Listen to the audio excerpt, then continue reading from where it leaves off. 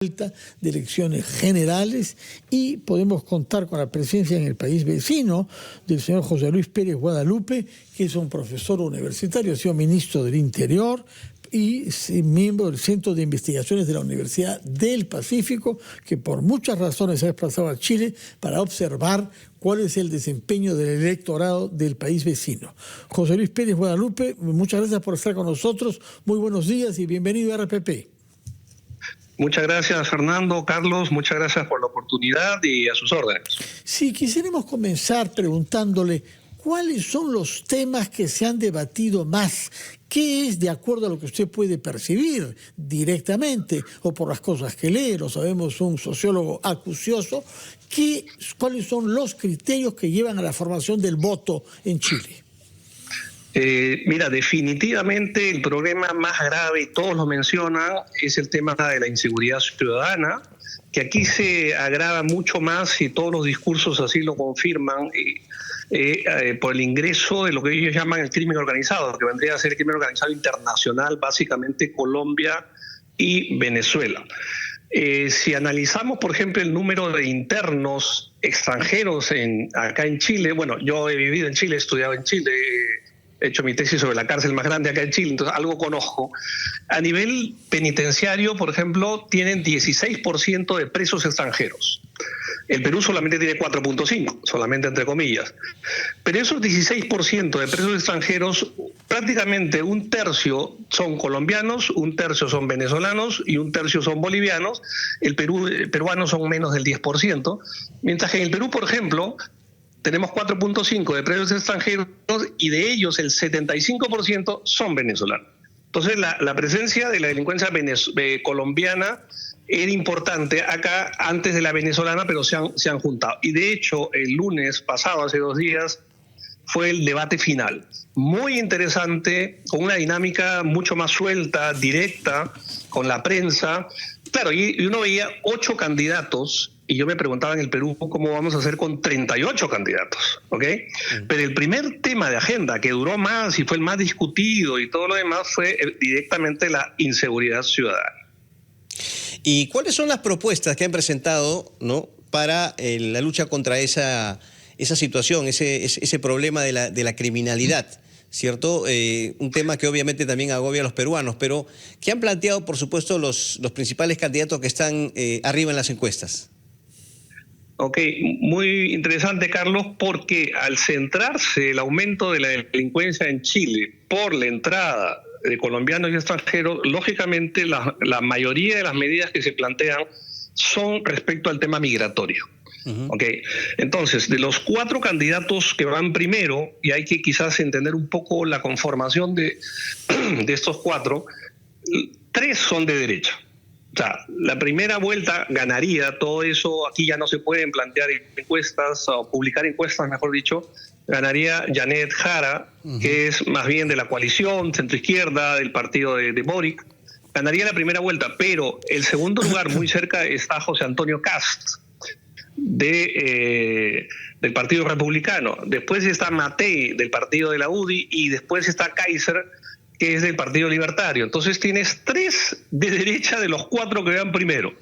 Entonces esos 3 de derecha, Kast, Matei y Kaiser, aquí se habla de la triada germánica, porque todos son descendientes de alemanes, mano dura con la migración, ningún miramiento con migrantes, mayores penas y mayores, se está construyendo incluso una cárcel en máxima seguridad aquí en Chile.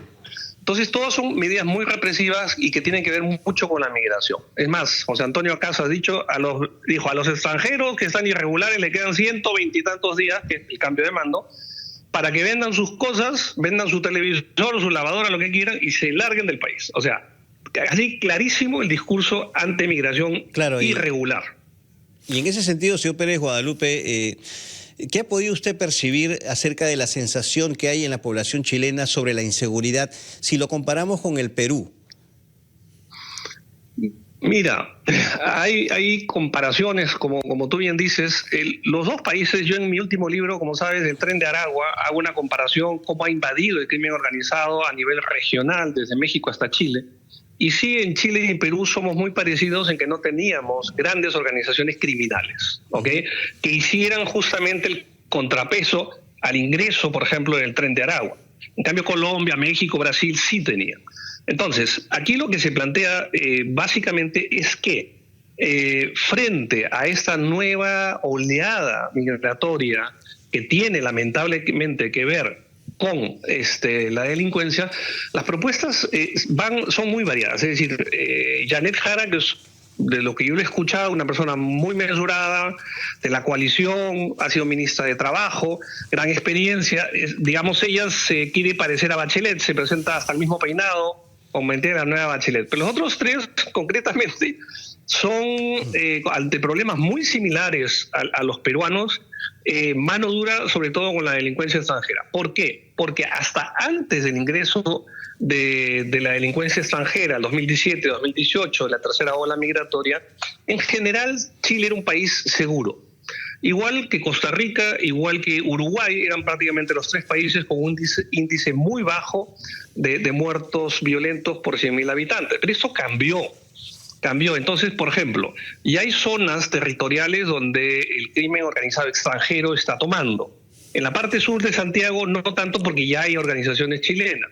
El tema de la extorsión, por ejemplo, no está tan extendido como sí lo está en el Perú.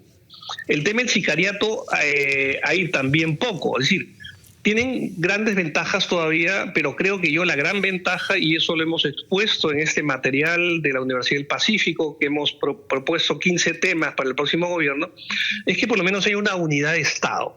Es decir, el Ejecutivo con el Legislativo y el Judicial están unidos contra, ¿entiendes?, la criminalidad, a diferencia de la situación del Perú, ¿no es cierto?, que están los tres poderes totalmente divididos y enfrentados, y creo que esa es nuestra mayor debilidad institucional para enfrentar al mismo problema que Chile y Perú tenemos iguales. Sí, José Luis Pérez Guadalupe, yo lo ruego que nos espere un instante, vamos a ir a una pausa, y después quisiera que precise algunas cosas más respecto a la candidata Janet Jara, porque si bien ella ha formado parte del gobierno de Gabriel Boric, a diferencia de él, ella es miembro del Partido Comunista. Y eso es algo que sorprende mucho fuera de Chile. En el Perú, por ejemplo, en la mayor parte de los países de América Latina, o ya no hay más Partido Comunista o son insignificantes. ¿Qué cosa significa para un chileno hoy ser miembro del Partido Comunista? Aunque es cierto que me parece que el mérito principal que se le atribuye es, como ministra de Trabajo y Previsión Social, haber sacado adelante una reforma de las AFPs en el país en que ellas fueron inventadas. Así que yo quisiera que nos diga algunas precisiones sobre el perfil, qué significa hoy comunista en Chile. El comunismo significó en América Latina la representación de los intereses de la Unión Soviética, pero la Unión Soviética desapareció hace más de 30 años. De manera que para nosotros ser comunista es algo que nos choca, que nos sorprende. Parece que en Chile no. Nos lo va a explicar José Luis Pérez Guadalupe, investigador en la Universidad del Pacífico y ex ministro del Interior en el Perú, quien se halla en Chile y que nos ha dado algunas explicaciones de qué está en juego con las elecciones presidenciales, cuya primera vuelta se llevará a cabo el domingo próximo, el domingo 16. Pero quedó planteada la pregunta sobre la identidad política que asume la señora Janet Jara, porque ella es miembro del Partido Comunista. Y eso es algo que en el Perú tenemos dificultades para entender, porque si existe un Partido Comunista acá, no hace mucho hablar de él, ¿no? Realmente ha desaparecido en la práctica y oficialmente desaparecido en muchos otros países del mundo, pero en Chile sí, y la candidata que ha ganado las elecciones primarias es miembro del Partido Comunista. Explíquenos, por favor, señor Pérez Guadalupe, ¿qué significa en Chile ser miembro del Partido Comunista? Así es, Fernando, como bien lo has reseñado, pero para entender qué significa el Partido Comunista tendríamos que entender el espectro político de los partidos acá, porque aquí, por ejemplo, sí hay una derecha militante. En el Perú nadie diría yo soy de derecha, ¿me entiendes?, conservador, aquí abiertamente, sin ningún empacho. Por eso es que el número 2, 3 y 4 de las encuestas son de derecha. Unos más a la derecha o más extrema derecha, como sería Kaiser, más, si se quiere, centro derecha, como sería Matei, y más derecha, como sería Kast.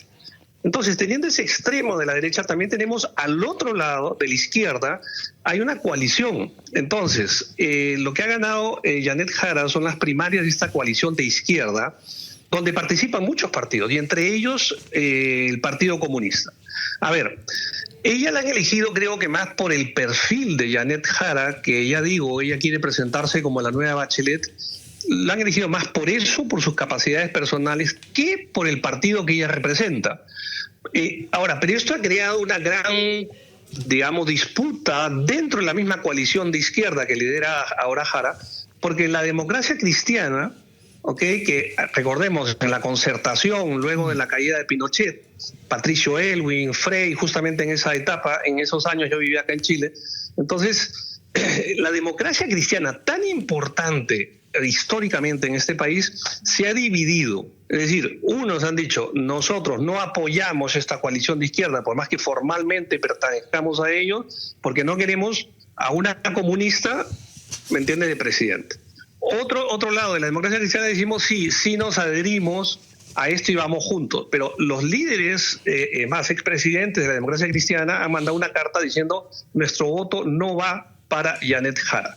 Por eso es que es altamente probable, según todas las encuestas acá, que ya no se pueden difundir, ganaría en la primera vuelta Janet Jara, pero en la segunda vuelta tendría mucha dificultad para ganar y más bien se perfilaría José Antonio Kast. Ahora, el fenómeno Johannes Kaiser es un candidato de extrema derecha.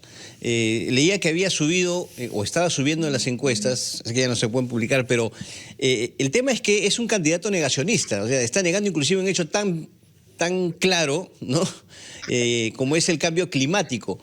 ¿Cómo así es que tiene aceptación este discurso, ¿no? ¿Cómo llega a subir en las encuestas con un discurso, repito, tan negacionista que niega lo evidente, valga la redundancia? Mira, esto no solamente es un fenómeno chileno o latinoamericano, ¿no es cierto? Lo vemos desde Trump, a Milei, Bolsonaro y ahora Kaiser, ¿no? Ahora, Kaiser, a ver, discúlpenme la licencia, es una especie de una mezcla entre Porky y Philly Butters, ¿me entiendes? Es decir, no terminó de estudiar ninguna carrera, prácticamente no tiene un partido que él ha fundado libertario, pero que no tiene mucha estructura, mucho apoyo, pero que se manda con un discurso, ya digo, José Antonio Kast se veía como a la extrema derecha, pero cuando ha salido Kaiser, sí, Kast se ha ubicado más en la derecha y tenemos la ultraderecha de Kaiser. Ahora, Kaiser, la verdad es que Johannes Kaiser, yo le escuchaba en el discurso, he visto muchas de sus declaraciones, pero es hasta negacionista, digamos, o mejor dicho, apoya hasta ahora la dictadura de Pinochet. Inclusive he dicho que si gana una comunista, él apoyaría un nuevo golpe de Estado en Chile. Terraplanista, misógino, es decir, todo el caldo de los personajes de esa línea que ya conocemos.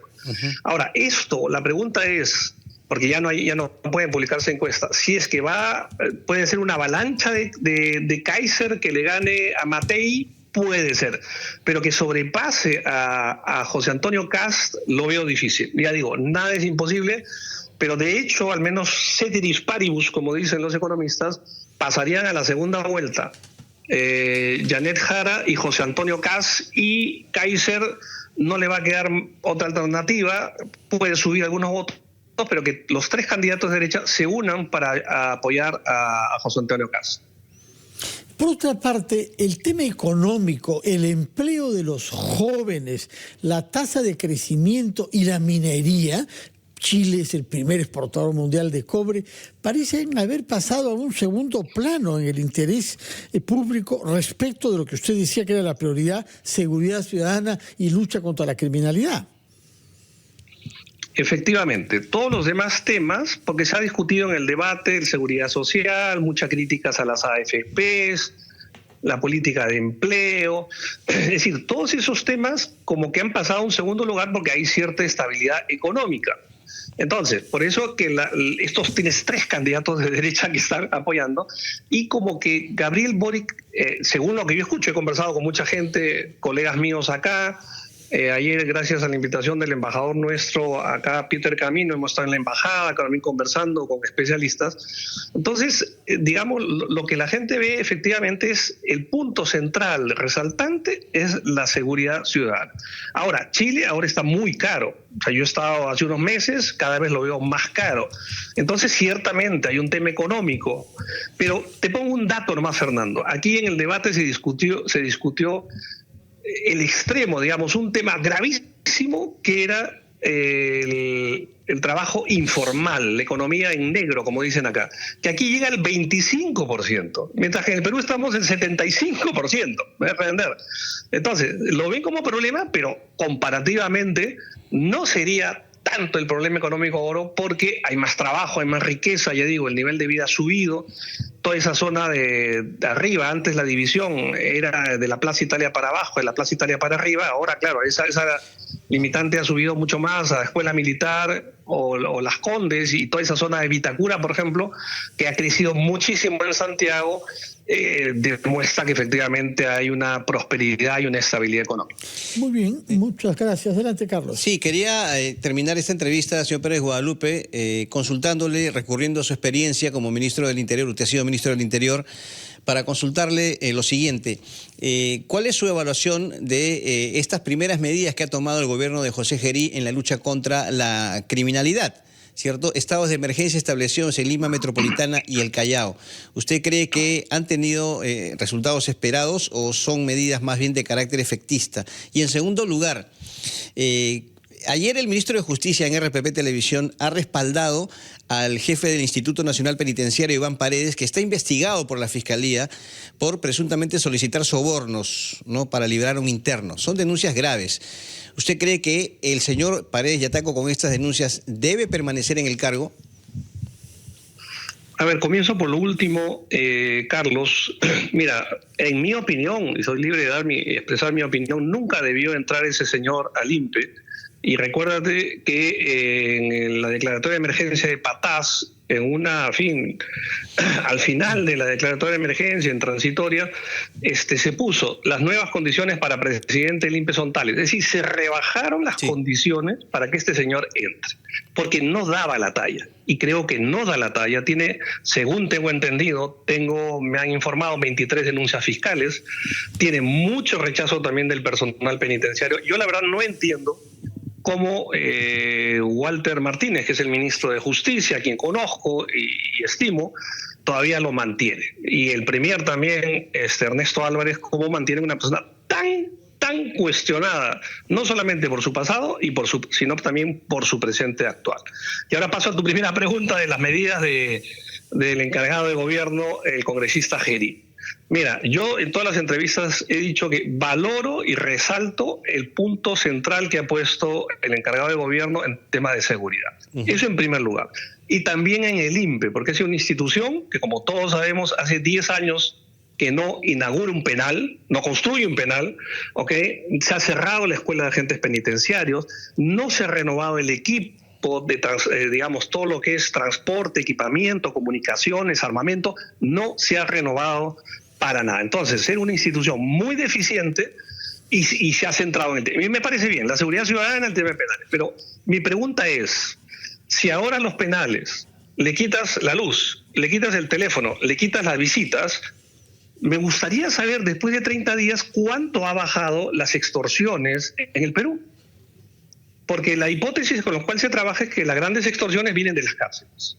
Bueno, comprobemos. Entonces, con cifras ciertas, no papelito manda de cambio, no, con estadísticas ciertas, a los 30 días tendríamos que tener una reducción sustantiva de las extorsiones, si es que la hipótesis con la que ha trabajado el presidente son ciertas. Igualmente, a los 30 días...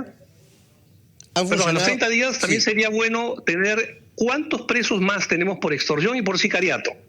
Entonces, según esos índices, ahí podremos ver, Carlos, tu pregunta directamente, si es que ha sido más show o ha sido medidas no efectistas, sino efectivas, recién para tener los resultados. Recordemos que a los 7 días el encargado de gobierno quería dar un avance, pero no la dio, porque no hay avance. O sea, aparte que prometer que en 7 días o en 30 días va a haber avance, eso es populismo. Ya digo, todos queremos que este gobierno y todos los demás gobiernos le chunten al tema de la seguridad ciudadana, sí, pero creo que, claro, sin política no sobrevives. Él también, para las cámaras y para la aprobación política, sí, pero también tiene que ir en la parte técnica. Hemos comprendido su respuesta. Muchísimas gracias por hablar claro sobre el señor Paredes. Lo hemos recibido aquí. Carlos, cuando fue liberado un peligroso criminal de Chayapalca sin ningún cuidado por parte del INPE, fue una cosa terrible que se beneficie de 7 años menos de prisión. Una persona que había amenazado de muerte al director del penal. Así está el INPE ahora. Así estaba antes de que el señor Gerí. Por eso efectivamente llama la atención, como usted lo ha dicho, que el ministro de Justicia haya actuado frente al jefe del INPE como si se tratara de una delicada flor que hay que cuidar con extrema precisión y no guiarse por las denuncias que hay. Nos lo ha aclarado perfectamente usted, señor Pérez Guadalupe, y sabemos que cuando habla es porque sabe aquello que está en juego acá. Usted ha sido jefe del INPE y tiene cómo tener una experiencia sobre este tema delicadísimo en nuestro país. Cada vez que hay una visita a una prisión, se confiscan celulares y se sigue llamando por teléfono desde la cárcel. Muy bien, señor Pérez Guadalupe, contamos con usted para seguir estando informados sobre las elecciones en Chile, pero gracias a la presidenta Carlos Villarreal también sobre temas urgentes en nuestro país. Muy buenos días.